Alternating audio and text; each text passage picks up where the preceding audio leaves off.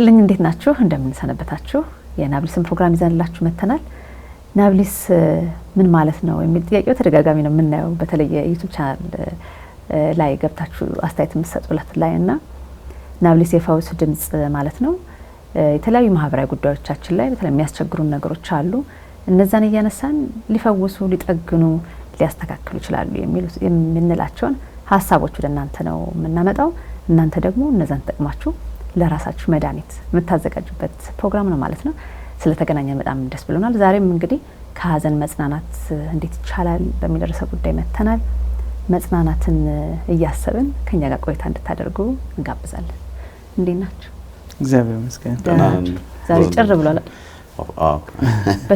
በድጋሚ ጭር ብለናል ብቻችንን ብሬ አብሮን የለም ዛሬ ግን ያው የተለመደውን ፕሮግራማችንን እንቀጥላለን ስለ መጽናናት ነው ዛሬ የምናወራውና ከሀዘን መጽናናት እንዴት ይቻላል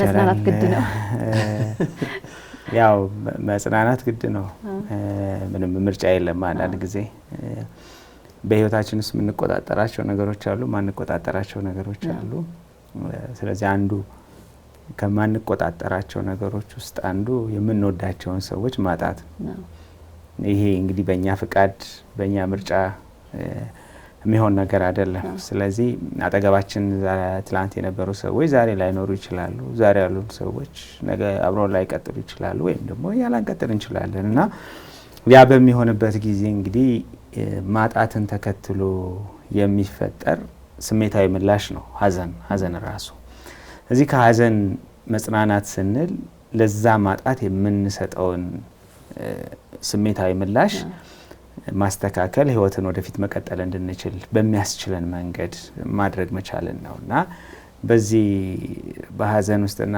ከሀዘን መጽናናት ጋር ስናይ አንደኛውና ትልቁ የመጽናናት ነገር መቀበል ማመን የሆነው ነገር እንደተፈጠረ ማመን የጥሎን መጣበታለን በኋላ በዝርዝር ስንገባና ሂደቱ ግን ይሄንን ነው የሚመስለው ማመን በጣም ወሳኝ ነገር ነው ከዛ ደግሞ ቀጥሎ የሚመጣው ነገር ያው ስሜትን መቆጣጠር ማስተዳደር መቻል ነው ያኔ መከፋት ያኔ ማዘን ስሜት ምክንያቱም የተለያየ ደረጃዎች ስላሉት ሀዘናችን የሚገለጽበት ቀጥሎ መላመድ ከዛ ጋር ያናጀስ አርጎ ያን ተቋቁሞ መኖር መቻል ውስጣዊ አለ ውጫዊ አለ እንደገና ደግሞ መንፈሳዊ የምንላቸው ራሳችንን ከሁኔታው ጋር የምናላምድበት መንገድ አለና ይብቻ ግን አይደለም በመጽናናት ውስጥ ቀጣይነት ያለው ግንኙነት ደግሞ ከሟቹ ጋር ካጣነው ሰው ጋር የሚኖር ደግሞ ቀጣይነት ያለው ግንኙነት አለ አንዳንድ ጊዜ ግንኙነታችን በሞት የሚዘጋና የሚደመደም ይመስላል ግን አይደመደምም ይቀጥላል ማለት ነው እና እንደውም ሮዝ ከዚህ በፊት አንድ ፕሮግራምሽ ላይ ሽልማት ከሸለምሻቸው ሰዎች መካከል የማይረሳኝ ማለት ነው በህይወት ያሉትንም በህይወት የሌሉትንም ጎረቤቶቻቸውን ስም እየጠሩ ሰላም ብለው የሚያልፉ እንደ አባንተን የአባወራ ተሸላሚ የአባወራ ተሸላሚ እና በጣም ነበር የደነቀኝ ያኔ ስሰማ ማለት ነው ጎረቤቶቻቸውን በህይወት የሌሉትንም ማለት ነው ስም ጠርተው ሁሉ ሰላም ብለው ነው የሚያልፉትና ይሄ ማለት እንግዲህ በህይወት ከሌለው ሰው ጋር ያለ ቀጣይነት ያለው ግንኙነት ይኖረናል ማለት ነው በኋላ ዘርዘር እያደረግን እናያቸዋልና ሀዘንንና መጽናናትን ስንመለከት እነዚህ ነገሮች ግምት ውስጥ ይከተታል ጥሩ ምሳሌ ያነሳ እኔ ራሴ አሁን አንተ ካነሳ በኋላ ነው መለስ ብዬ ሳስብ የሞተበት ሰው ቤቱ ራሱ በዛ ሰው ስም እየተጠራ እሱ የታሰበ እንዲኖር ስሙ እንዲቆይ የሚያደርግ ነገር ነውና እውነትን በጣም ጥሩ ምሳሌ ነው ያነሳው የኛም ደግሞ ማህበራዊ ግንኙነታችንም አለ እንግዲህ ከመጽናናታችን ጋር እንደተያዘና እስኪ ይሄን ከሱ ጋር መጽናናትና ማህበራዊ ህይወታችን ላይ እንግዲህ አንደኛው አብሮ የምናነሳው ጉዳይ መጽናናት ላይ በደንብ ሽም ያነሳው ጉዳይ አለ ሀዘን ከባድ ከሚባሉ የስሜቶች አንዱ ነው ከዋና መሰረታዊ ከሚባሉ ስሜቶች መካከል ይሄ ሜጀር ኢሞሽንስ የምንላቸው መሰረታዊ የሆኑ ስሜቶች ከመላቸው ውስጥ አንዱ ነው ስለዚህ በጣም ሀዘን ቀላል ነገር አይደለም የቱንም ያክል ብንዘጋጅበትም ባናስብበትም ብናስብበትም በጣም ከበድ ያለ ነገር ይዞ የሚመጣ ጉዳይ ነውና ከሱ ስሜት መውጣት መቻልና ቀጣይ ደግሞ ሌሎች ስሜቶችን እሱ ብቻ ዶሚኔት አድርጎ እሱ ብቻ ነገር ቦታውንና ሁሉን ነገር ይዞ እንዳይቀጥል የሚያደርገው ነገር ማለት ነው መጽናናት። ከዛ ስሜት ወጥተን ሌሎች ስሜቶችን ደስታን፣ ሌሎች ነገሮችን ኤክስፒሪየንስ ማድረግ ምን ጀምርበት እንዲፈጠር የሚያደርገው ነገር ምንድነው ነው። ስለዚህ አሁን አንቺ ቀጥሎ የጠየቅሽውን ጥያቄ እንድንጽናና የሚያደርገው ምንድነው ብለን ስናስብ አንደኛው እንደ ማህበረሰብ ማህበራዊ የሆኑ ነገሮቻችን ናቸው የመጽናናቶቻችን ምንጭ። ስለዚህ ቅድም ሽሜ እንዳለው ለምሳሌ አንዳንዶቹ ነገሮች ለማንሳት ዘርዘር አድርጎ ለማየት አንዱ በራሱ ደረጃ አለው፣ ሀዘን ይዞት የሚመጣው ደረጃ አለው። ስለዚህ ሰዎች የሆነ የሚወዱትን ሰው እንዳጡት የሚወዱት ሰው ከነሱ እንደተለየ የሚሰማቸው ስሜት አለ እና ብዙ ሰዎች አላወኩም እኮ በቃ ድንግጥ ብሎ ለምሳሌ ስለሆነ ሰው ሀዘን ሲነገረው ምናምን የሚፈጠረው አይነት ስሜት መጀመሪያ ለመቀበል መቸገር ነው፣ አልሆነም ብሎ ማሰብ በቃ አይምሮም ሊሸከመው ሌላው የሚከብደው አይነት ዜና ስለሚሆን ወይም ደግሞ ጉዳዩን ማሰብ የከበደው የሚመጣ ስለሆነ የለም ከዚህ በኋላ ድጋሚ አላገኘውም እንደዚህ የሚሉ ነገሮች ስለሚፈጠሩ መደንገጥ፣ እነሱን መደንገጡን ተከትሎ የሚመጡ አልተፈጠረም ብሎ የማሰብ አይነት ነገር ሊኖር ይችላል። ከዛ ይቀጥልና እንግዲህ ቀጥሎ የሚሰማቸው ሰዎች ንዴት ነው ማለት እንዴት ይሆናል እንዲህ ሳላረግ እንዲህ ሳይፈጠር እንትን ሳይሆን እንደዚህ ሳይሆን የሚል ስሜት ይፈጠርባቸዋል ሰዎች። ከዛ ቀጥሎ እንግዲህ እንትን ለማድረግ ይሞክራሉ፣ ነገሮችን ለማየት ከተለያየ አቅጣጫ ይሞክራሉ። ስለዚህ ቢያንስ እንደዚህ ስለሆነ ነው ወይ እንደዚህ ቢደረግስ እንደዚህ ብናረግስ ብሎ የተወሰነ ለመደራደር አይነት መሞከር የሚመስሉ ነገሮች ሊፈጠሩ ይችላሉ።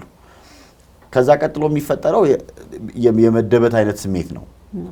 አሁን ወደ እውነታው እየተጠጋን እንደሆነ ማሳያው ነው ማለት ነው። ያንን ሰው በማጣት ምክንያት የሚፈጠረው ስሜት በቃ ከዛ በኋላ ድጋሚ ላላያት ነው ወይ ህይወት እንዴት ሊሆን ነው ወይ ሚል ሀዘን ከፍተኛ የሆነ የመደበት ውስጥ በዛ የተነሳ ተስፋ መቁረጥ ውስጥ ከከሌማ ከተለየው እንዴት ሆኜ እኖራለሁና የሚል ስሜት ውስጥ ይገባሉ ሰዎች። ከዛ ቀጥሎ ሽሜ ያለው መጨረሻ ላይ መቀበል ነው። መጽናናት ላይ ሰዎች ደረሱ የምንለው መቀበል ላይ ሲደርሱ ነው። እነዚህን ደረጃዎች በሙሉ አልፈው መቀበል ላይ ሲደርሱ ነው። አሁን ሁለት ነገር ማንሳት እንችላለን ደረጃውን በሚመለከት። አንደኛው አንቺ ያልሽው ማህበራዊ ኃላፊ ግንኙነቶቻችን እድር ምናምን የሚባሉ ጉዳዮች ጥቅማቸው እዚህ ላይ ነው። በነገራችን ላይ ሰዎች እነዚህን ሂደቶች ቶሎ እንዲያልፉ ያግዟቸዋል። ምክንያቱም አንዳንዱ መጽናናት የሚከብዳቸው ሰዎች አንደኛው ደረጃ ላይ ይቆያሉ። ስለዚህ አንዳንዶች ዲናል ላይ ይቆያሉ። ይሄ ከፍ ወዳለ የአእምሮ ህመም ሊደርስ ይችላል፣ እየረበሻቸው ይሄዳል። ይሄ ሊሆን ይችላል። አንዳንዶች ንዴቱ ላይ ይቆያሉ እና ንዴቱ እንዳላቸውም ሳያውቁት ይቆያል። አንዱ ደግሞ መጽናናትን ከባድ የሚያደርገው እነሱ የተጽናኑ ያለፉ ይመስላቸዋል። መደረግ ያለባቸው ማህበራዊ ኃላፊነቶችን ስለተወጡ ስለጨረሱ ምናምን ብቻ ተጽናንተው የጨረሱ ይመስላቸው ይችላል፣ ግን አልተጽናኑ። አንዱ ያልተጽናኑበት ምክንያት ለምሳሌ ያኔ ንዴት የፈጠረው ምናምን ያለው ነገር መታለፍ የነበረበት ደረጃ ላይ የሆነ ደረጃ ላይ የቆሙ ስለሆነ ሊሆን ይችላል። ስለዚህ ከሁለት አቅጣጫ ላይሆን ይችላል ማለት ነው። እነዚህን ደረጃዎች አለማለፍ መጽናናት ከባድ እንዲሆን የሚያደርገው ነው። መልሰን በኋላ ምን እናነሳው መጽናናትን የሚያከብሩት እንዳይፈጠር የሚያደርገው ነገር ግን አሁን አንቺ ያልሽው ማህበራዊ እንትኖች ማህበራዊ ሆኑ የሚደረጉ ነገሮች መጽናናትን በጣም እንዲመጣ የሚያደርጉት ሰዎች ያንን እንዲቀበሉ የሚያደርጓቸው ጉዳዮች እነዚህ ናቸው። ማህበራዊ ስንል እንግዲህ ትንሽ ሰፋ ያለ ነገር ይመስለኛል ሽሜ የሚጨምርባቸው። ለምሳሌ ሃይማኖታዊ የሆኑ ጉዳዮች አሉ። እነዚህ ሃይማኖታዊ የሆኑ የሚደረጉ ነገሮች መንፈሳዊ የሆነ ሃይማኖታዊ የሆነ ጥቅማቸው ተጨማሪ ማህበራዊና እነዚህ ሰዎች መጽናናት ላይ የሚፈጥረው ስሜት አለ።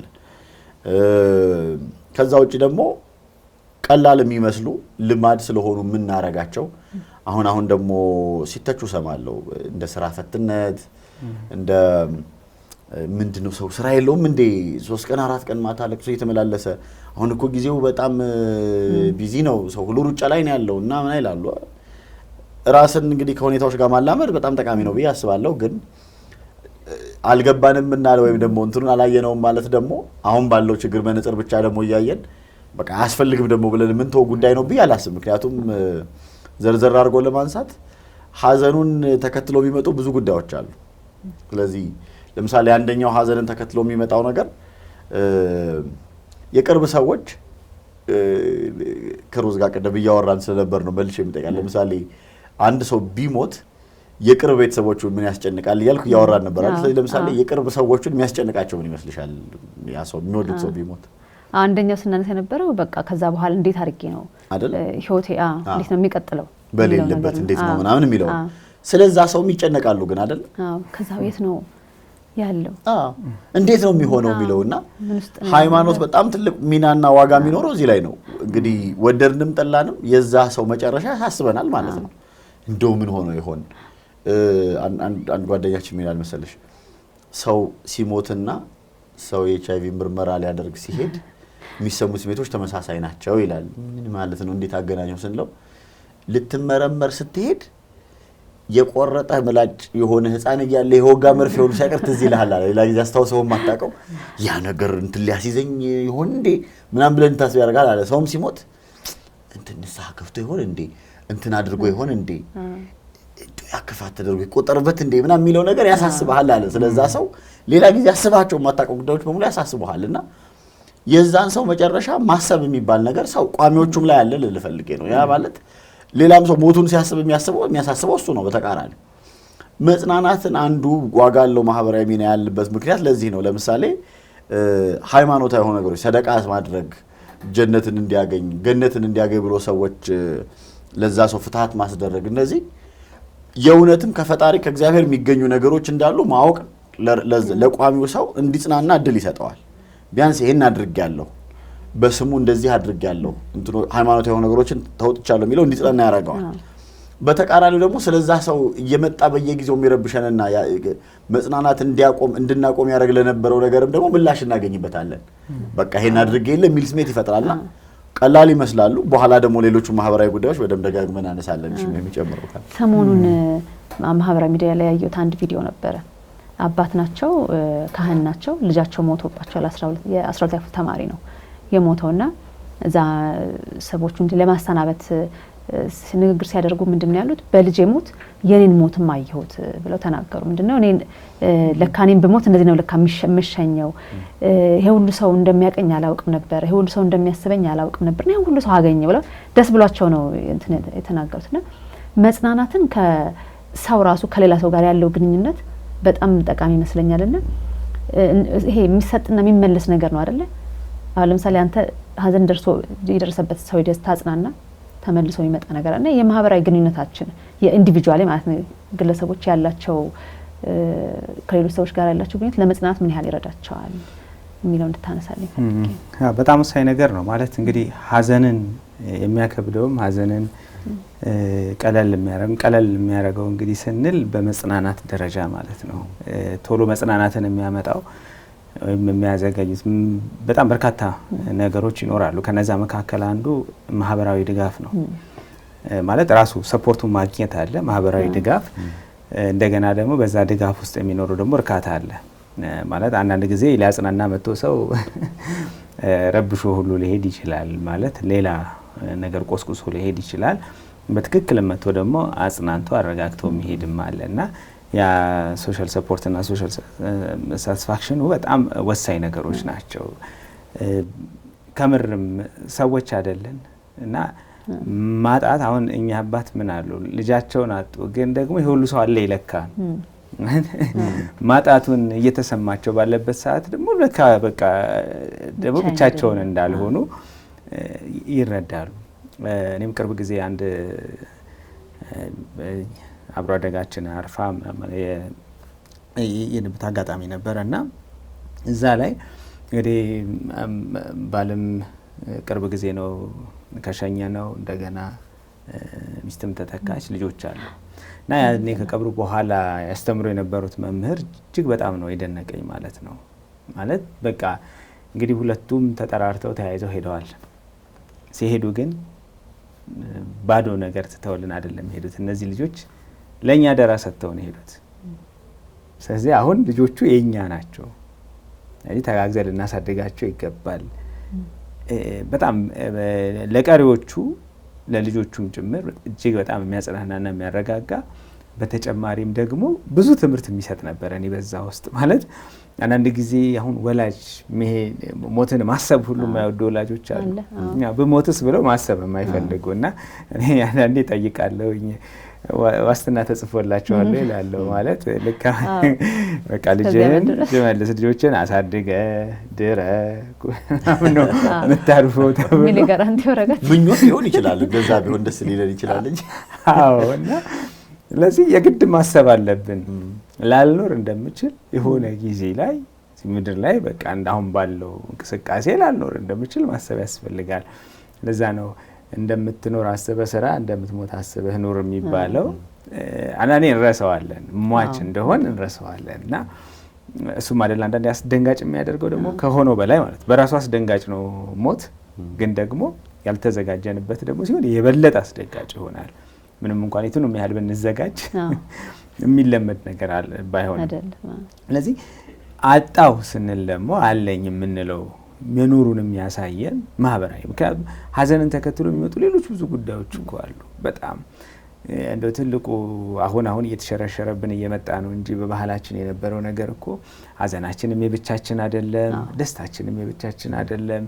በቃ ሁሉ ነገር ተጋግዘን ተባብረን ነው የምናደርገው እና ሀዘኑ ማጣቱ ሊፈጥር የሚችለውን ነገር በብዙ መንገድ ይቀንሰዋል እና አንዱ ለመጽናናትም ሀዘንንም ለማክበድ አንዱ ምክንያት ማህበራዊ ድጋፍ ነው። ሌሎችም ምክንያቶች ይኖራሉ። ሌሎችም ያንን የሚፈጥሩ ወይም ደግሞ የበለጠ ሀዘንን የሚያከብዱብን ነገሮች ይኖራሉ። ምናልባት ወደ በኋላ ላይ ልናነሳው እንችላለን። እኔ ቅድም ከስቱዲዮ ውጭ የተነጋገርንበትን መልሼ ማውጣው ደስ ይለኛል።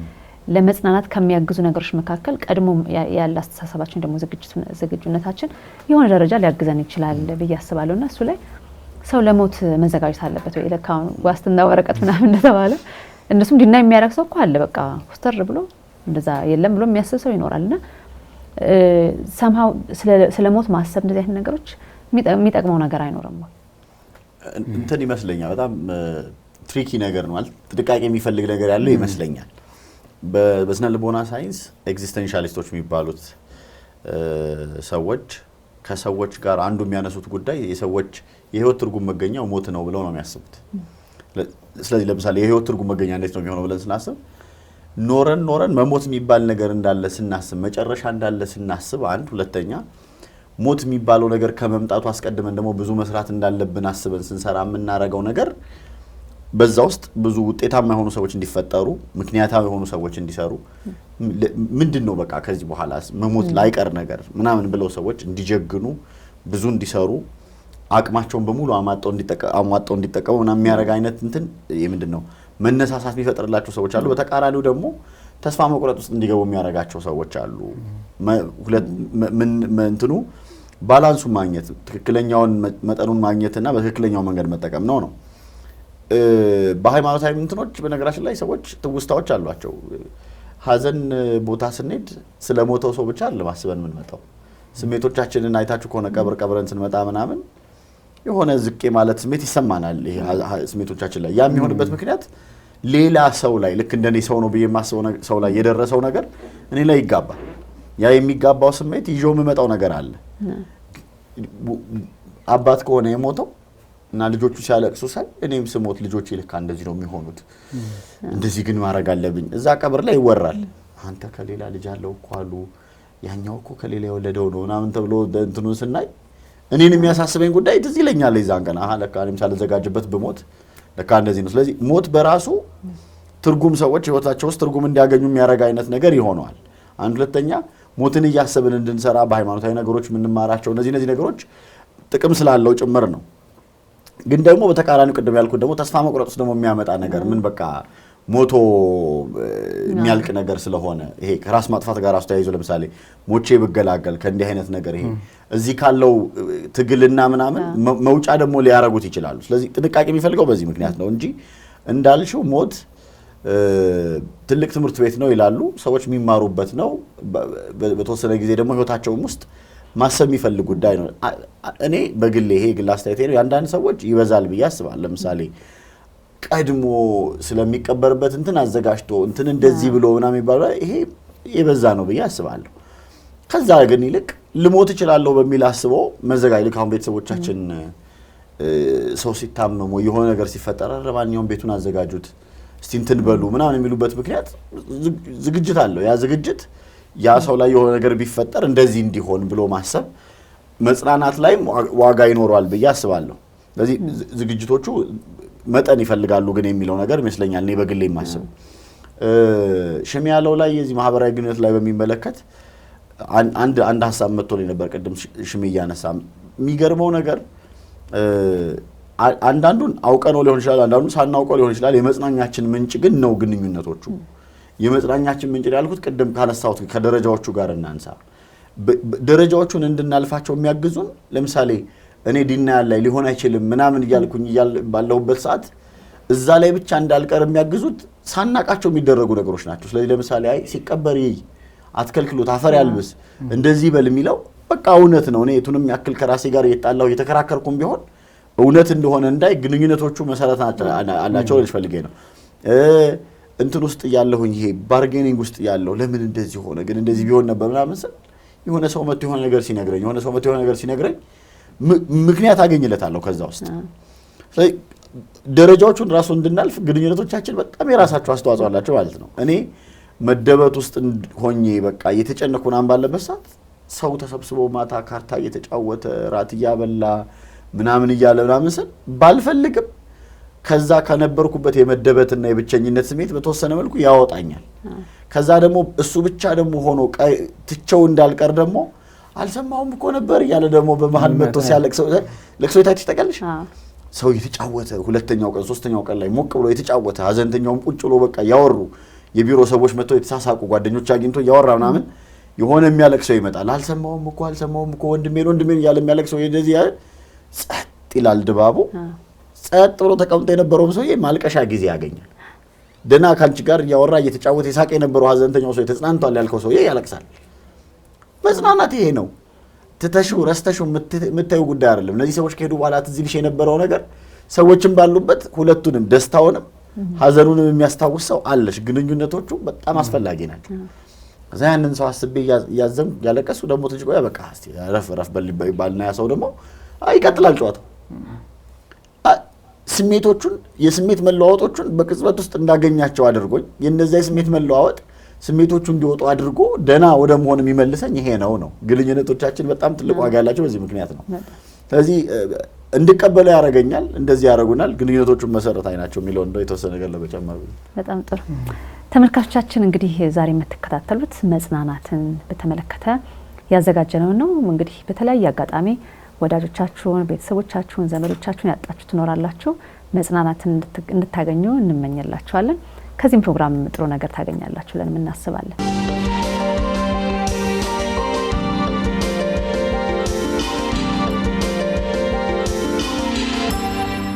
እኔ ከዚህ ከማህበራዊ ግንኙነት አንፃር በጣም የጠቀሙን ነገሮች ነው ተዘረዘሯቸው የነበረው። አሁን ለሳልስ ተብሎ የሚከደው ለቁርስም ለምሳም ለራትም ሰው የሚጎርፈው 7 ቀን እንደዚህ ድንኳን ከፈረሰ በኋላም ቤቱ አቀማመጡ ራሱ እንደተቀየረ ይቆያል። ሰው ይኖረናል።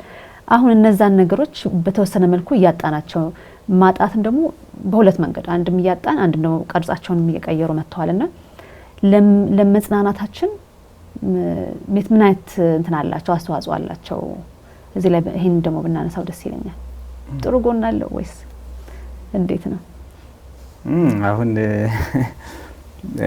ቅርብ ጊዜ አንድ ቦታ ላይ ከሰዎች ጋር እያወራን አንድ ታዋቂ ሰው አርፎ እናቱ ከሀገር ቤት መጥተዋልና እዚህ ካንቺ ጋር ያወራነው ካንቺ ጋር ያወራነው እና ከዛ እንዴት ይለቀስ ካሜራ ተደግኖ ሰው ይዞና ተይው እባክሽ ሀገራችን ስንገባ እናለቅሳለንና የልጃቸውን ሀዘን እንኳን ማውጣት ያልተቻለበት ማለት ምንድነው?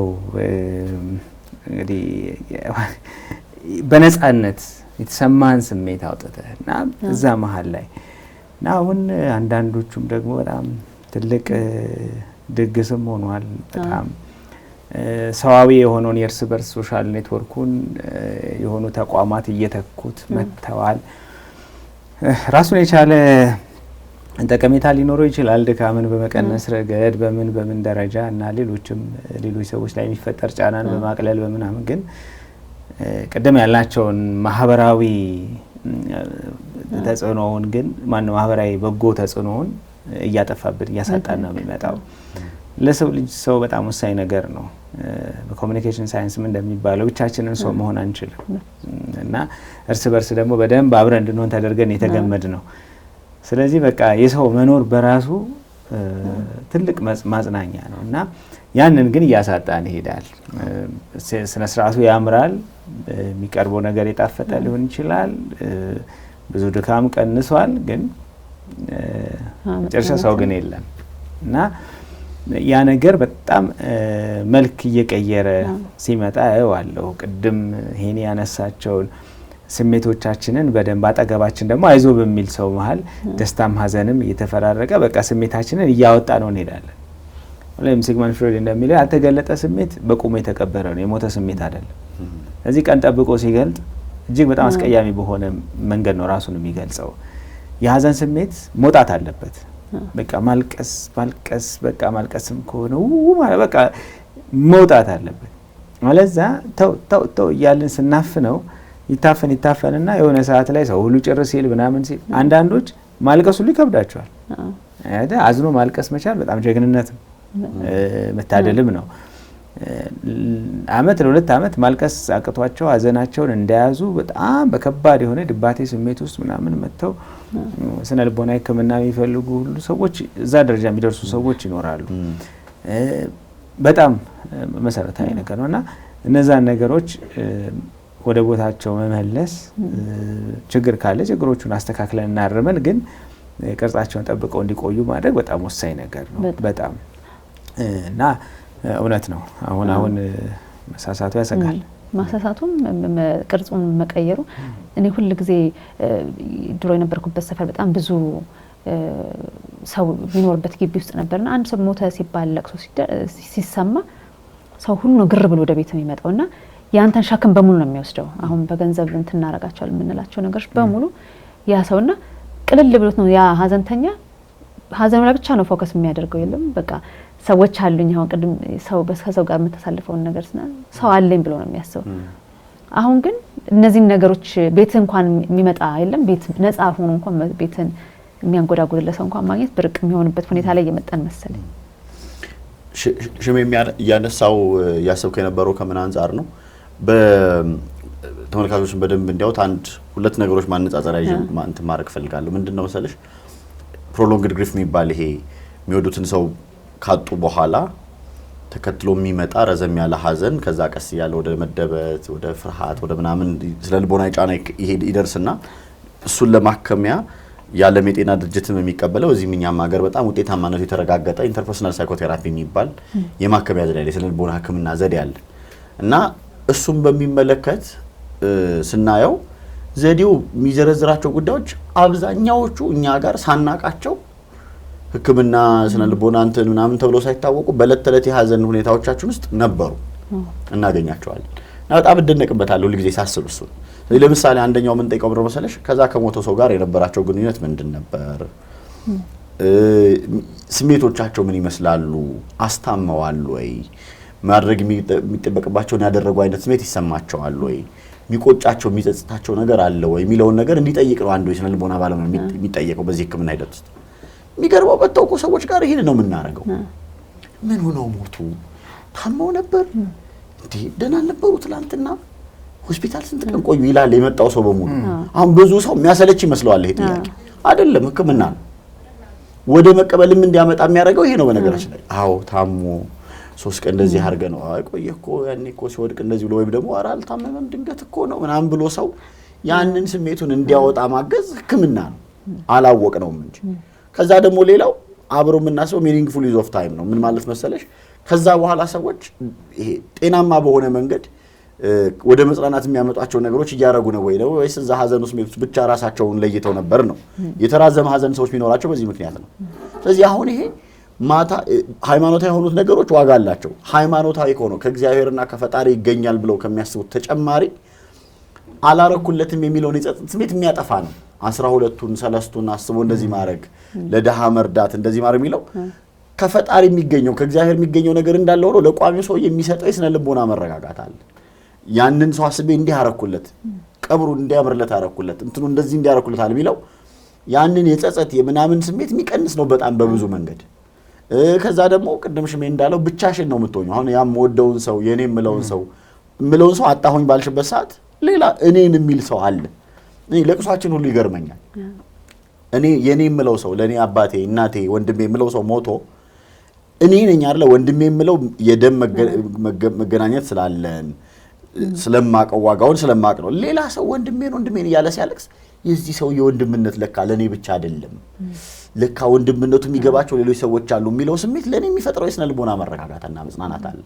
እኔ ማቀውን በጎነት እኔ ጋር ያለው ነገር ብቻ እኔ ጋር ብቻ ይቀር አይደለም የዚህ ሰው ለካ ኢምፓክት ያደርጋቸው በጣም ብዙ ሰዎች አሉ የሚለው በዛ ሰው ሞት እንድጽናና የሚያደርገን ጥሩነቱ ይታወቃል እንትኑ ይታወቃል ብዬ እንዳስብና እንድጽናና ያደርገኛል። ሳናቃቸው የምናደርጋቸው አብሮ ሆኖ እኔ ሐዘን ላይ በሆንኩበት ሰዓት እኔን የሚያሳስበኝ ጉዳይ ነበረ።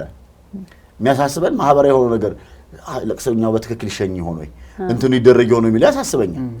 ይሄ ሲያሳስበኝ ገንዘብ በሌለኝ በማይኖረኝ ሁኔታ ምክንያቱም ሐዘን ተዘጋጅቼበት ላይሆን ይችላል የመጣው እንደዛ በሆንኩበት ሰዓት እድርተኛ ገብቶ ሲንጎዳጎድ የሆነ ነገር ሲሰራ መደረግ ያለበትን ሲመልስ በቃ አንተ ሐዘን ላይ አተኩር እንትኑን እኛ እናደርጋለን ከሌ እንትኑን አድርግ ድንኳኑን ከሌ ጣለው ምናምን ሲባል እኔ እኮ ብቻዬን እንዳልሆንኩ የሚነግረኝ ነው። በወሬ ሳይሆን በተግባር ከዚህ በኋላ ያሉት ጊዜያቶች የከበዱ ይመጣሉ ብዬ ሳስብ በቃል ከሚነገረው በላይ ሰዎች በተግባር የሚያደርጉት ነገር አሁን ገንዘብ ካለኝ ቀጥራለሁ ምግብ የሚያዘጋጁትን ሰዎች ምናምን ቀጥራለሁ በራሱ ችግር ነው ወይ አላልኩም። ግን ደግሞ ያኛው ያለውን ጥቅም እየተውነው ነው ከጊዜው ጋር መሄድ ሊያስፈልገን ይችላል። ሁሉንም ነገር ባንዴ ግን መቀየር አለብን ድራማቲካሊ የሚለው ተመልካቾች ቢጠይቁት የሚያስፈልግ ጥያቄ ነው ቢያስባለሁ። ለምን እንደምን ማነሳው ዋጋ ነበረው ያ ዋጋ የነበረው ይሄ የሰዎች ኢንቮልቭመንት አንደኛ ለቋሚው የሚሰጠው ጥቅም አለ። ከዛ ደግሞ ለሌሎችም ሰዎች የሚሰጣቸው ስነ ልቦና መረጋጋት አለ። ነገ እኔ ብቸገር አሁን እኔ የማስበው ነገር ልንገርሽ እኔ ብቸገር ገንዘብ ከሌለኝ እንደዚህ የሚያደርግልኝ ሰው የለም የሚለው ስሜት እንዲሰማኝ ነው የሚያደርገኝ በተቃራኒ። ያ ግን ሰዎች ሲያደርጉ እኔ እንደዚህ ትላንት አድርጌለት የለ እድሩ ያደርግልኝ የለ እዚህ እኔ ብቸገር ነገ እኔ እንደዚህ አይነት ሲያጋጥመኝ ያው ሌላውም ሰው መጥቶ ያደርገዋል ማለት ነው። እንደከለ ኢቭን እኔ ማስታውሳለሁ እንደው አደራችሁን እንደ ከለ ያርጋችሁ እንድትቀብሩኝ እንደ ከለ እንድትዳረጉልኝ ብሎ ሰዎች ይጠይቃሉ። ድራቸው ማለት እንዴት እንዳማረ ሆነ ይባላል። እና እንዲህ አይነት ጉዳዮች መጽናናት ላይ በጣም ትልቅ ዋጋ አላቸው። ሳናቀው ብናረጋው መጥቶ የሚጠይቅሽ ጥያቄ ታሞ ነበር ወይ እንደዚህ ነበር ወይ ከዛ ደግሞ እንደ ምክር የሚመስል ነገር ግን ሰው የሚመጥቶ የሚነግርሻል። ሐዘን ማብዛት አያስፈልግም በቃ እንትን ማድረግ ነው አንተ ደግሞ የሚጠበቅብን አድርጋ ምናምን ስልሽ እኔ ጥያቄ ውስጥ ነበርኩኝ እንደው እኮ ይሄን ሳላረግና የሚል ጥያቄ ውስጥ ሆነ አለካን ያላየሁትም እንጂ እኮ አንተ ጎበዛር የሚጠበቅብን አድርጋል ደግሞ ከዚህ በኋላ ያለው እንትን ነው ምናምን ብሎ ሰው ሲነግረኝ ቀጣዩን ስቴፕ እንዳስብ ሂደቶቹ ቀጥሎ መሆን ያለባቸው ጉዳዮች እንዳስብ የሚያረጋኝ ነው። እነዚህ ነገሮች ያሳጣል አሁን እያረግናቸው ያለናቸው ጉዳዮች ለመጽናናት ሰዎች የነበራቸው ልድ ለሚያጠብ ነው። ከዛ ደግሞ አላስፈላጊ ውድድሮች የሚፈጥር ነው። አላስፈላጊ ውድድሩ ለምንድን ነው መሰለሽ አሁን ውድድሩን ሰዎች የሚመስላቸው ያስበናል እንወዳደር አላልን ይላሉ። ሞትን በሚመለከት ፋይናል ናቸው ለምናረጋቸው ነገሮች አቅምን ያሟጥጣሉ ሰዎች ሲያረጉ በጣም ምክንያት ስላለው ነው። አፍሪካውያኖች ላይ አንድ የሚቀለድ ቀልድ አለ። የአፍሪካ ሰዎች ታመህ ምናምን እያለ አይመጡም ግን የለቅሶ ቀን በሬ አርደው ምናምን ብለው ይደግሱልሃልና ይላል። ወል እንደ ቀልድ ልናየው እንችላለን ግን ምክንያትም አለው። ሁለት ምክንያት አለው። አንደኛው ምክንያት ምንድነው በቃ መጨረሻው ነው ይሄ ሰው ይመልሽ ያላገኘውም በሚል ስለሆነ እንደ መጨረሻ ስንብት ስለሆነ ያለውን ነገር በሙሉ አሟጦ ነው እያደረገ ያለው የመጨረሻ ስንብት ስለሆነ ማለት ነው። አንደኛው እሱ ምክንያት ነው። ሁለተኛው ምክንያት የሚበልጥም ነገር አለ ብሎ ስለሚያስብ ነው። ለዛ ሰው መጨረሻም ቢሆን ሄዶ የሚያገኘው ነገር ስለዚህ ሃይማኖታዊ ነገሮችን ለመፈጸም ሌላ ጊዜ ቁርጠኝነት ባይኖር እንኳን ቢያንስ እቺ ትንሿ ነገር ነው የምናረጋው ምክንያቱም የሚጠበቀውን ገነትን እንዲያገኝ እንደዚህ እንዲል ምናምን የሚደረገውን ብሎ የሚያስበው አለ የሚባለው ነገር በሙሉ አዋጣ ያደርጋል ሰው። ለቋሚው ደግሞ መጽናናት የሚፈጠር ጉዳይ ነው። ስለዚህ አሁን ይሄ ቅድም በዚህ ባልኩት ስሜት የተነሳ ከከሌላ ለማነስ ምናምን የሚለው ስሜት እዚህ ውስጥ መቅረት የሚችል አይደለም። ስለዚህ አሟጦ አቅሙ ያለውን በሙሉ ማድረግ ይፈልጋል ሰው። ሳናቀው እንደዚህ አይነት ውድድሮች ይፈጠራሉ። ስለዚህ ሌላውም ሰው ቢችልም ባይችልም ያንን አይነት ሲስተም መከተል የግዴታው የሆነ ይመጣል። ቀላል ከሚመስሉ ነገሮች አስከሬን በፊት ሰው ነበር የሚሸከመው። አሁን ይሄንን ቢዝነስ ያደረጉ የሆነ አንድ አይነት ልብስ ለብሰው አበባ አድርገው በሆነ ፕሮቶኮል ሰዎችን የሚቀብሩ ምናምን ሰዎች አሉ። ይሄን አይነት ቀብር ሁኔታ የምናውቀው የተለየ አይነት ይሄ ወታደር ምናምን ለሆኑ ሰዎች ምናምን ነበር። አሁን እንደሱ አይደለም። ሁሉም ሰው ያንን በቃ ዲፎልት ያደርገዋል። ከዛ ለዚህ ግን ላለው ሰው ግን የሚያስቀርበት ጉዳይ አለ። ገብቷል ያልኩ አለው። ከዚህ አንፃር እያየ ነው አይደለም እየፈጠርን ያለ ነው የሆነ ባህል ነገር ነውና ሌላውም ሰው ያንን አለማድረግ ማነስ እንዲመስለው ያደርገዋል። እከሌኮ ቀብር አስፈጻሚ መጥቶ በእንትን መኪና ታጅቦ ነው የሚለውን ነገር ቁጭት፣ ተጨማሪ ቁጭት ለቋሚ ሰው ቁጭት ይፈጥራል። ስላልቻልኩ እኮ ነው ይሄን ያላረኩለት፣ ይሄን እንኳን ሳላረግለት የሚል አላስፈላጊ ቁጭት ይፈጥርበታል። እና የመጨረሻዎቹ ሰዓቶች ቀላል አይደሉም። እንደው በጣም ብዙ እንትን አላቸው እና እነዚህ እንደ ቀላል እያደረግናቸው ያለናቸው ጉዳዮች ለቋሚውም የሚፈጥሩት ችግር አለ። ከዛ ደግሞ መጽናናቱም ሂደት ላይ የነበራቸው ሚና እናሳጣቸዋለን የሚል ሀሳብ አለ። ጥቅምና ጉዳታቸውን እነዚህ ነገሮች ማወዳደር ያስፈልጋል ብዬ አስባለሁ። ለምሳሌ አሁን በዚህኛው መንገድ በጀመርነው በአዲሱ መንገድ እንግዲህ ቀብር አስፈጻሚም ምግብ ማዘጋጅቶ የሚያስተናግድ ማምጣቱና በራሳችን መንገድ ባለን ሰው ማድረግ የሚሰጠን በተለይ ከመጽናናት አንጻር የሚሰጠን ጥቅም ምንድነው የሚለው በጣም ማየት ያስፈልጋል። አሁን ለምሳሌ ምግብ አዘጋጅቶ የሚያመጣልን ሰው ሊያጽናናን አይችልም አይደለም። መቶ ይሄ እንዴት ነው አይዞሽ ቢጠጭናም ብሎ ቀርቦ እንደ ጎረቤት ወይም ደግሞ እንደ ዘመዶቻችን አያጽናናንም። ስራው እኮ ሌሎች አሁን ብታይ ግን እዛው ሰርተው መጥተው ትንሽ ጉረስ እንጂ ቀብረ ቆመ መቅበር አትችይም፣ ቆመሽ መቅበር አትችይም ብለው ደግሞ ይሰሯትና የምትበላው ራሱ ለራስ ብለህ ላይሆን ይችላል። ለዛ ለፍቶ አምጥቶልኝ አይደለ ብለህ የምትበላው ጎረቤቶች እኮ ደክመው ለኔ ብለው እና ለሰው ብለው ሁላ እንድትጽናና የሚያደርግ ነበር አይደለ እንትናችን የነበረው ነገር። እውነት ነው፣ ምንም ጥያቄ የለውም። እንደው በቂ ሁኔታ ይሄ ማህበራዊ ድጋፍ ስላነሳ ነው ምናልባት ሌሎች መጽናናት ላይ አስተዋጽኦ የሚኖራቸውን ነገሮች ደግሞ ትንሽ አይታይት ብናደርግ ጥሩ ነው። እንግዲህ ቅድም እኔ የተወሰኑ ነጥቦችን ጠቆም አድርጓል። እንግዲህ በሟችና በቀሪዎቹ መካከል ያለው ግንኙነት በጣም የሀዘኑንም ደረጃ የመጽናናቱንም ፍጥነት ሊወስነው ይችላል። ይሄ የዝምድና ወይ ዝምድና ስንል የስጋውን ዝምድና ብቻ ሳይሆን ያው የግንኙነቱ ደረጃ በጣም ወሳኝ ነው። ከዛ ውጪ የሞቱም ሁኔታ በጣም ወሳኝ ነገር ነው። አንዳንድ ተገማች አሟሟቶች አሉ ማለት አሁን ለምሳሌ ረጅም ሰዓት ከባድ በሆነ ህመም የተያዘ ሰው መቼም ታማሚውም አስታማሚውም ግምት ይኖረዋል። አንዳንድ የሕክምና ባለሙያዎች ጠቆም ያደርጋሉ። አይ ብዙ ተስፋ ላየንበትም እንደው ቤት አስተኝታችሁ እዛው ብትከታተሉና እግዚአብሔር ሲወስደው ምናምን ብለው የሚጠቁሙ ይሄ ካሁን ምንድነው አእምሯችን የሆነ ቀን ነገ ይሁን ዛሬ ይሁን አላውቀውም፣ ግን የሆነ ቀን ላይ ሊከሰት ይችላል። ካሁን እዚህ የዛኛው ስራ እንኳን ብንሄድ ስልክ ሲደወል በቃ ይሄ ተከስቶ ነው ሁሉ እያልን የምንጠብቀው የሚሆንበት ጊዜ አለ። ያ በሚሆንበት ጊዜ ምንም ደጋግመን ቅድምም እንዳለው ሞት አይለመድም፣ ሁሌ አዲስ ነው። እያወቅነውም ቢሆን ያው ስንሰማውና እውነታውን ስንጋፈጠው ግን እዛ ሰዓት ላይ የሚኖር ምላሽ ለየት ያለ ነው የሚሆነውና እሱ በጣም ወሳኝ ነገር ነው። ያ የአሟሟቱ ሁኔታ አንዳንድ ጊዜ ድንገተኛ ይሆናል። ደግሞ መጣው ብሎ ወጥቶ ላይመለስ ይችላል። ብዙ እንደዚህ አይነት ክሊያንቶች አጋጥሞኛል። ቆይ ቡና ጠጣ ምናምን እየተባለ እሺ ቆይ እንትን ዕቃ ተቀብዬ ልምጣ ብሎ ከዛ በኋላ ሞቱን የተሰማበት አጋጣሚዎች በተለይ መኪና አደጋ፣ የአውሮፕላን አደጋ እነዚህን የመሳሰሉት ነገሮች ድንገተኛ ናቸው። ድንገተኛ በሚሆንበት ጊዜ እንግዲህ ብዙ አጅስትመንት ነው የሚጠይቀን ማለት ነው።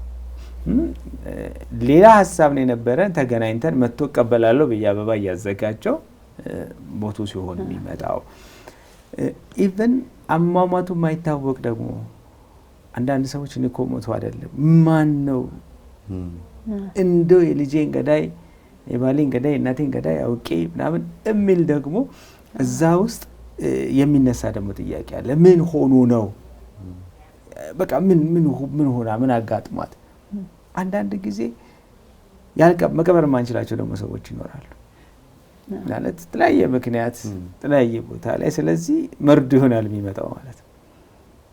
አንዳንዶቹ ከሆነ ጊዜ በኋላ ሄደን መቃብራቸው ማየት የምንችላቸው ሊሆኑ ይችላሉ። አንዳንዱ ጭራሽ የት እንደሆነም ቀብሩ አሁን በባህር ሄደው ጠፉ እንደዚህ በቃ አስክሬናቸው አልተገኘ የሚባሉትን ሰዎች አሁን እነዚህን የመሳሰሉትን በቃ የመቅበር ምን ማለት ያን በሚሆንበት ጊዜ የሚፈጠረው የሀዘን ደረጃ እጅግ በጣም ከባድ ነው የሚሆነው። ተጨማሪ ደግሞ ይሄ የጀስቲስ ደግሞ ጥያቄ የሚኖርበት ማለት በተለይ በሰው ልጆች ምናምን ጠፍቶ ግን ደግሞ ፍትህ አላገኘው ይሄው ገዳዩ እንደዚህ በነጻነት ይንቀሳቀሳል፣ እኔ ግን ልጄ በቃ የኔ ምለውን ሰው አጥቼ አሁን አብሮት ፍትህ ማጣት ደግሞ ይኖራል። ከዛ ጋር ሲደመር እሱ ደግሞ የሀዘኑን ደረጃ እንደዚሁ ከፍ ያደርገዋል። እዛ በተጨማሪ ተጨማሪ የህይወት ስትረሶች ደግሞ ይኖራሉ ያን ሰው በማጣት የሚከሰቱ። ምናልባት የቤቱ ኢኮኖሚ ምንጭ ልትሆን ትችላለች ወይ ሊሆን ይችላል። ወላጆችም ከሆኑ ደግሞ ልጆቻቸው ጧሪዎቻቸው ሊሆኑ ይችላሉ። በአንድ ጊዜ የሚያጡት ነገር ብዙ ነው። ምናልባት አሁን በተቋማት ምሳሌ ስታፍ ስለሆነ ወይ የሆነ ነገር ስለሆነ እስካለ ድረስ የተሰጠ መኖሪያ ቤት ሊሆን ይችላል። ስለዚህ ያ ዋናው ተጠሪ በሚሄድበት ጊዜ ውጡ ሊባል ይችላል። አብሮ ሌላ የህይወት ስትረስ ደግሞ ተያይዞት ይመጣል። ተንከባካቢ፣ አስተማሚ፣ በቃ ደጋፊ ምናምን ይሄ አዲሽናል ነገር ደግሞ ሲጨመር ሀዘኑን ከፍ ያደርገዋል። ታውቂ እንደ ሰብእና የሚኖረን ደግሞ ግላዊ ማንነታችንም ደግሞ ይወስነዋል። አንዳንዴ ምን ያጋጥመኛል እኩል እናታቸውን ወይ እኩል አባታቸውን አጥተው ወንድምና እህት፣ ወንድምና ወንድም፣ እህትና እህት አንዱ አስተማሚ አንዱ ታማሚ ሆኖ ይመጣል። እኩል ተመሳሳይ ሰው ነው ያጡት። እንዴት ነው አንደኛ መቋቋም አቅቶት ከፍተኛ የሆነ አእምሮ የሚያስተናግደው፣ አንደኛው ደግሞ ተጽናንቶ ጭራሽ ደግሞ ደጋፊ ሆኖ የሚመጣው? ይሄ አሁን ወደ ግለሰብና እንትን ጠባያት አመሎች ምናምን እና ልምምዶች ይመጣል ማለት ነው። ስለዚህ ይሄ ሬዚሊያንስ የምንለው አይበገሪነት ብለን ከዚህ በፊት ያነሳ ነው። ችግር ፈተና ሲመጣ ለዛ የምንሰጠው ምላሽ ክስተቱን መቋቋም ባንችል ክስተቱ ላይ ስልጣን ባይኖረን ምላሻችን ላይ ግን ስልጣን አለን። ግን ይሄ ደግሞ ልምምድ ይጠይቃል። እንዴት ነው ህይወትን የምንመለከትበት መነጽር? አንድን ነገር የምትሰራበት ነገር ሌላውን ሁሉ የምትሰራበት ነው ይባላል። ስለዚህ ለትንሽ ችግር የምንሰጠው ምላሽ ከባድ ችግር በህይወታችን ሲያጋጥመን የምንሰጠው ምላሽ ይወስነዋል። ስለዚህ ምንድን ያለን ከማጣት ጋር ያለ ልምምድ ምንድን ነው የሚመስለው? እንዴት ነው ማስተናገድ? በህይወቴ ውስጥ ያልጠበቅኩት ነገር ሲከሰት ምን አይነት ምላሽ ነው የምሰጠው? እና እነዚህን የመሳሰሉ ልምምዶችን እንደው ማድረግ በጣም እና ወሳኝ ነገር ነው። እነዚህ ሁሉ ተደማምረው የሀዘናችንን ደረጃ የመጽናናታችንን ልክ ተጽዕኖ ያሳርፉበታል ብዬ አምናለሁ። እኔ እናቴና ጓደኛው የሚያደርጉት ነገር ሁሌ ይገርመኛል። ለመጽናናትም ከሚያግዙ ነገሮች ለምሳሌ ከቤት ሲወጡ አይ ቲንክ ብዙ ጊዜ የድሮ እናቶቻችን እንደዚህ ያደርጋሉ።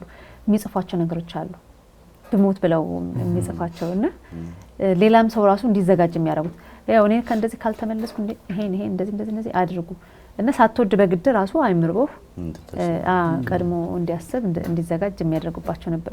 ሌሎች ሜካኒዝሞች ምን አሉ ልንጽናናባቸው የምንችላቸው? እንዳልነው ከዛ ስሜት የሚያወጡ ጉዳዮች ትርጉም ማግኘት ነው አንደኛው ነገር። ቀስ እያለን ትርጉም እየፈጠርን እንሄዳለን። ስለዚህ የትርጉም ምንጮች ናቸው ቅድም ያልነው ሃይማኖታዊ፣ ማህበራዊ የሆኑ ነገሮች። እነዚህ ነገሮች የትርጉም ምንጭ ናቸው። እንዲህ ሆኖ በቃ ቢሞትም አይቆጨኝ የሚለው ትርጉም ላይ የምደርሰው እንድጽናና ያደርገኛል። ይሄንን እስካየው በቃ ምን ይፈልጋል? ስለዚህ ቀላል አይደለም ልልሽ ፈልጌ ነው። ሃይማኖታዊ፣ ባህላዊ የሆኑ ነገሮች ትርጉም የማግኘት ነገር ምንጮች ናቸው። ትርጉም ደግሞ ልክ ስናገኝ በቃ ይሄንን ሁሉ መከራ እስከሚያይ እንኳን ተገላገለና የሚል ደረጃ ላይ እንድደርስ ያደርጋል። ትርጉም ማግኘት በቀላሉ የሚመጣ ጉዳይ አይደለም። ስለዚህ ስለ ጉዳዩ ምክንያት የሆነው ማሰብ፣ ማሰላሰል፣ ከተለያዩ አቅጣጫዎች የምናያቸው ነገሮች መመዘንና ማየት ይፈልጋል። ሌላኛው አንዳንዴ የተቆራረጡ ጉዳዮች ይኖሩናል። አንዳንዴ ሳናቀው ሀዘን ይመስለናል እንጂ ሀዘን ስሜቱ ጋር ሌሎች አብረው ተደርበው የሚመጡ ስሜቶች አሉ። በቀላሉ ማናወጣቸው ስሜቶች አሉ። ቅድም ሽሜ ያለው ያላለቁ ጉዳዮች እንላቸዋለን። ከሞተው ሰው ጋር ያላለቀ ጉዳይ ይኖረናል። በዚህ በስነ ልቦና ሕክምናው ለምሳሌ አንዱ የምናደርገው ይሄንን ነውና አንድ ታካሚ አባቷ ነው ያረፈውና አዝናለች፣ ምን ብላለች። ከዛ በኋላ በቃ ስራ አስጠላኝ፣ ከበደኝ ነው ሀዘኑ ነው የሚመስላት። ስለ ጉዳዩ ስናወራ ጥሩ ሰው ነው አባቴ፣ ግን በልጅነቴ ደግሞ ደስ የማይል ነገር አድርጎብኛል፣ ጾታዊ ጥቃት አድርሶባት ነበርና እሱ ነገር ለማንም መናገር አልቻልኩም፣ አላወራሁም። እና ከዛ በኋላ በቃ ስለሱ ጉዳይ ሳንፈታው ስለሱ ጉዳይ ሳናነሳ እንደዚህ ሳይሆን በቃ አለቀ ማለት ነው ወይ ህይወት? አሁን ከሞተም በኋላ ለሰው ብናገር ሙት ወቃሽ ነው የምሆነው። እያለ አልተናገርሽም የምባለው እያለም ደግሞ ከሱ ጋር እንዲህ አርገኝ ነበር እኮ ብዬ ሳላወራ እንዲህም አርጎ የነበር ብዬ ሳልናገር ይላልና እዚህ ስሜት ውስጥ ሀዘን ብቻ አይደለም ያለው፣ ንዴት፣ ጸጸት፣ ቁጭት የሚባሉ ሌሎች ስሜቶች አብረው ተያይዘው አሉት። ስለዚህ አንዳንዴ ስሜቱ ሀዘን ብቻ ላይሆን ይችላል። ስለዚህ ይሄ አንዳንዱ ጉዳይ እየጨመረ ሲመጣ እንደዚህ ያለ ሲመጣ ከስነ ልቦና ባለሙያም ጋር አብሮ የሚፈታ ጉዳይ ሊሆን ይችላል። ሕክምና የሚፈልግ ጉዳይ ሊሆን ይችላል። መጽናናቱ የሚመጣው በዚህ መንገድ ሊሆን ይችላል። ያልጨረስናቸው ጉዳዮች ሊኖሩ ስለሚችሉ ስለዚህ ቀላል ያልሆኑ በጣም ብዙ ነገሮች አሉ። ምናልባት እኔ ማጠንከሪያችን ቢሆን ብዬ የማስበው መጽናናትን ከማምጣት አንፃር እንደ ግል የምናረጋቸው ነገሮች በጣም ዋጋ አላቸው። እንደው በቀላሉ ማናልፋቸው ጉዳዮች ሃይማኖታዊ፣ ባህላዊ፣ ልማዳዊ የሆኑ ነገሮች ደጋግመን የምናረጋቸው ነገሮች ዋጋ አላቸው። እንደ ማህበረሰብም እስከዛሬ ያቆዩን ደግሞ ጤንነታችንን ደህንነታችንን ጠብቀን እንድንኖር ያደረጉን ቀላል የሚመስሉ ብዙ ዋጋ ያልሰጠናቸው ነገሮች አሉ ብዬ አስባለሁ። እነሱ ነገሮች ማስቀጠል ከአቅማችን በላይ በሆነው ጉዳይ ላይ ደግሞ የባለሙያ እርዳታ ማግኘት እንደው ምናልባት በጣም ጠቃሚ ነው ብዬ አስባለሁ። እሺ የምትጨምረው ነገር አለ? በጣም ቆንጆ መንገዶችን ነው ይሄን ያነሳው። እኔ አንዱ ራሳችንንም ሌላውንም አካል ማዘጋጀት ላይ በጣም መስራት ያስፈልጋል። ማለት አንዳንድ ጊዜ እነዛ ሁሉ ነገሮች ምኑን ከየት እንደምናደርገው በቃ አንዳንድ ጊዜ ወላጆች በተገቢ መንገድ ልጆቻችን አሁን ቅድም እናቶች ይጽፋሉ ስትይ በጣም ብዙ የቱ ምን ጋር እንዳለ እኮ ምንም ሳያውቅ ወይ አባት ብቻ ሊሆን ይችላል ነገር የሚያውቀው አባት ሲሄድ በቃ ድንብርብር ይወጣል ማለት ነው። እና ያን ሞት ለሚባል ነገር ራሳችንን ማዘጋጀት በጣም ወሳኝ ነገር ነው። ከኛም ዙሪያ ያሉ ሰዎች ማለት ዛሬ አለ ነገ ላንኖር ይችላል። ዛሬ በዚህ መልክ የተገናኘን ሰዎች ሰኞ እንገናኝ ተባብለን ተቀጣጠርን። አንድ ባልደረባዬ ሰኞ ጠዋት ቅዳሜ ከሰዓት ተለያይተን ማለት ነው። ሰኞ ጠዋት እንደዋወል ሰኞ ጠዋት ቢሮ ኢሜል የደረሰኝ ማረፉን የሚገልጸው እንኳን ሰኞ ልንገናኝ ቅዳሜ ስንለያይ ቤቱ አልገባም። በቃ እና ይሄ ነው። ይሄ ማለት እንግዲህ ወላጆች አሁን ከልጆቻችሁ ጋር አውሩ ላለው ሞት ስለሚባል ነገር ማውራት ያስፈልጋል። በተቻለ መጠን ልጆቻችንን ስናሳድግ ያለኔ እንዴት ሊቆሙ ይችላሉ? አንዳንድ ጊዜ እኮ በቃ እትብት መቁረጥ ያቀተናል። ከተወለዱ በኋላ ተጣጣ ይቀጥላል። በራገራለት ነው ይሄ መቁረጥ ያቀተናል። በቃ አለ እያንዳንዷን ነገር እኔ ባልኖርስ አንድ ቀን ማደር እንዳይችሉ አድርገን እኮ ነው። አንድ ቀን ትግሉን እናበዛባቸውም ቆይቶ በሆነ መንገድ መኖራቸው ህይወት መቀጠሉ አይቀርም። ግን እንዴት ነው ትግሉን መጨመርባቸው? ስለዚህ ቀስ እያለ እየለቀቅን የቆረጥን የምንሄዳቸው ነገሮች መኖር አለባቸው። ቢያንስ ሰርቫይቭ ማድረግ ይችላሉ። ግራ አይጋቡም። በዛ ምክንያት ትላልቅ ጉዳቶች ውስጥ የሚገቡ ልጆች ስላሉ ማለት ነው በቅርብ ዘመድ ሳይቀር ለአደጋ ይጋለጣሉ። ዙሪያ ባለ ሰው በቀላሉ በቃ የመጠቃት የመደፈር ምናምን ያላቸውን እንኳን ወላጆች ተተውላቸው ሄዱትን እንኳን ሀብት የሚነጠቁና የሚያጡ ልጆች ሁሉ ይፈጠራሉ። ያ እንዳይሆን ተገቢውን ዝግጅት ይሄ ዝግጅት ሲሆን ግን በፍርሃት ደግሞ መሆን የለበትም። አሁን እኮ መጽናናት ማለት ራሱ መጽናናትን ስናነሳው በፍቅር እንጂ በህመም አይደለም ማለት በደንብ አሁን አንዳንድ ጊዜ የተለየንን ሰው እናስታውሰዋለን፣ መርሳት አይደለም። በደንብ ስናስታውስ ግን በፍቅር ነው እናስታውሰው። አንዳንዴም ልናለቅስ እንችላለን። ከሆነ ጊዜ በኋላ የምናለቅሰው ግን በናፍቆት እንጂ በህመም አይደለም። ያ ስሜት ነው አሁን ትልቁ መጽናናት መጥቷል አልመጣም ምን የሚያመጣው። አንዳንዴ ሰዎች ሲያወሩ ምናምን ስላጧቸው ሰዎች ሲያነሱ እንባቸው ይመጣል። እንዴ አሁንም አልተውሽም እንዴ ምናምን አይደለም። የሚመጣው ከህመም ስሜት ነው ወይስ ከፍቅር ስሜት ነው? እሱን ነው ማየትና በዛ መልክ ልጆቻችንንም በደንብ ተስፋቸውን ገንብተን ዙሪያችን ያሉት ኦፍ ኮርስ አንዳንዴ እንግዲህ ከባድ ሀዘን ልጄን እያሉ ማልቀስ ነው ከባድ ሀዘን አይደል? እናቴን አባቴን ማለት ያው ተፈጥሮም እንደዚህ ናት። እየተተካካን አይደለም እንሄደው። እሱም ከባድ ነው ሀዘኑ። እናቴን አባቴን ብለን እንሸኛለን። ከዛ ደግሞ እኛው እንደዚህ ደግሞ እናቴን አባቴን ተብለን እንሸኛለን። ተፈጥሮ እንዲያርገ ነው በጣም ያዘጋጀን። ሲገለበጥ ግን ያስደነግጣል። ምክንያቱም ወላጅ ልጁን ሲያጣ ብዙ ነገሮችን ነው አብሮ ብዙ ነገሮችን ነው የሚያጣውና ለዛ አይደል እኔን ያስቀድመኝ ከእናንተ በፊት ያርገኝ ምናምን ነው እኮ የሚሉት አይደለ ወላጆችና ለዛ ሁሉ ግን የጠበቅነውም ያልጠበቅነውም ነገር ሊከሰት እንደሚችል ራስን ማዘጋጀት እና እኔ እንደውም ክትባት እለዋለሁ የሬዚሊያንስን እኔ ክትባት ብዬ መግለጽ ደስ ይለኛል። እና ከፊት ላለብኝ ፈተና ዛሬ ራሴን ማዘጋጀት በብዙ ዜሮ ባያረገውም ግን በብዙ የሀዘኑን ልክ ይቀንሷል። ይሄ በተለይ ኮምፕሊኬትድ የሆነ ውስብስብ የሆነ ሀዘን እንዳይፈጠር ያደርጋል፣ መጽናናትንም ያፋጥናል ብዬ አምናለሁ። ብዙ ነገር ያግዛል። ከዛም ጋር ከብዙዎቹ መጽናናትም እያቃታቸው ሌላ ደግሞ የጤና ችግሮችም ውስጥ የሚገቡ ሰዎች አሉና እንዲያውም ትልልቅ ሰዎች ሲመክሩ አንተ ብታመም አንቺ ብታመሚ ለዛ ሰው አጠቅሚውም እንዲያውም ያያልና ያዝናል ይባላል። ስለዛ ሰው ፍቅር አስበ ደግሞ ራስን እንድታጽናና ያደርጋልና እንግዲህ ለዛሬ ይሄን ነው አይደል ያለን ጨርሰናል። መጽናናትን በተመለከተ እንግዲህ ያዘጋጀነው ፕሮግራም ይሄን ይመስላል። ሌሎች የመጽናኛ መንገዶች ሊኖሩ ይችላሉ። እናንተ ደግሞ ለሌሎችም እንዲያነቡት እና እንዲጋሩት ሀሳባችሁን በአስተያየት መስጫዎቹ ላይ አስቀምጡ። አብራችሁን ስለቆያችሁ በጣም ነው የምናመሰግናችሁ። ሰላም ነው።